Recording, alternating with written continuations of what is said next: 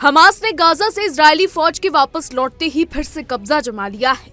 जी हां, पूरे गाजा में हमास के लड़ाके गश्त कर रहे हैं। वो इजरायली समर्थकों की हत्या भी कर रहे हैं। इस बीच गाजा के निवासियों ने बताया है कि हमास चिकन की कीमतों को नियंत्रित करने से लेकर सिगरेट पर टैक्स लगाने तक हर फैसले ले रहा है।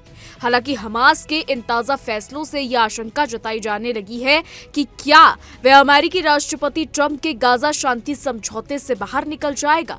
हालांकि इससे अमेरिका के भड़काने का खतरा जो उसके अस्तित्व को मिटा सकता है। आपको बता दें, गाजा में पिछले महीने युद्ध विराम शुरू हुआ था। उसके बाद से हमास ने उन इलाकों पर तेजी से अपना नियंत्रण फिर स्थापित कर लिया है जहां से इजरायल पीछे हटा था। हमास ने दर्जनों फिलिस्तीनियों को इजरायल का समर्थक बता उनकी जानें ले ली थी। इजरायल और अमेरिका समेत कई पश्चिमी देश हमास को हथियार डालने और गाजा की सत्ता से हटाने की मांग कर रहे हैं, लेकिन अभी तक इस बात पर सहमति नहीं बन पाई है कि उनकी जगह कौन लेगा। अब गाजा वासियों का कहना है कि वे अन्य तरीकों से भी हमास के नियंत्रण को महसूस कर रहे हैं। गाजा के हमास के कब्जे वाले इलाकों में आने वाली हर चीज पर अधिकारी नजर रख रहे हैं।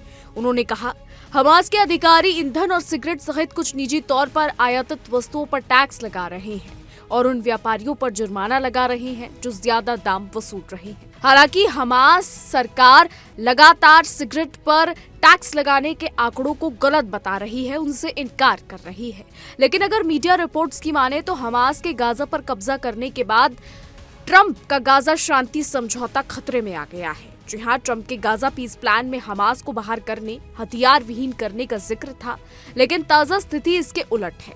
इजरायल ने भी चेतावनी दी है कि अगर गाजा में हमास फिर से शक्तिशाली होता है और हमले की कोशिश करता है तो वह सैन्य अभियान दोबारा शुरू कर देगा।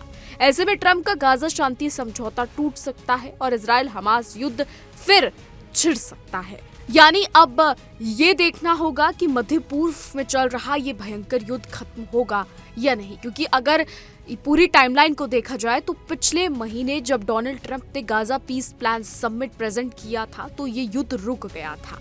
इसके साथ ही दोनों तरफ से बंधकों की रिहाई भी जारी थी। इजरायल भी फिलिस्तीनियों को रिहा कर रहा था, वहीं फिलिस्तीन भी जो है यानी गाजा जो है वो इजरायली बंधकों को रिहा कर रहा था। लेकिन अब ये खबरें आना कि उन इलाकों में हमास फिर से एक्टिवेट हो चुका है जहां से इजरायली सेना पीछे हट गई थी, ये बड़े सवाल खड़े करता है इस चीज पर कि क्या ट्रंप का गाजा पीस प्लान समिट जो है वो फेल हो जाएगा, और अगर वो फेल होता है तो ट्रंप क्या करते हैं। सबसे बड़ी बात, नेतन्याहू क्या करेंगे।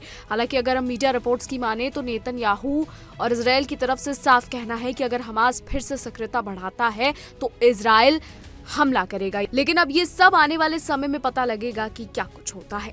फिलहाल हमारी आज की रिपोर्ट में बस इतना ही। आपकी इस पर क्या राय है हमें कमेंट के जरिए जरूर बताइएगा। आपकी इस पर क्या राय है कि गाजा क्या करेगा, हमास क्या करेगा, नेतन्याहू क्या करेंगे, ट्रंप क्या करेंगे, हमें कमेंट सेक्शन में जरूर बताइएगा। और ऐसी देश और दुनिया की तमाम बड़ी खबरें जानने के लिए देखते रहिए इंडिया डेली।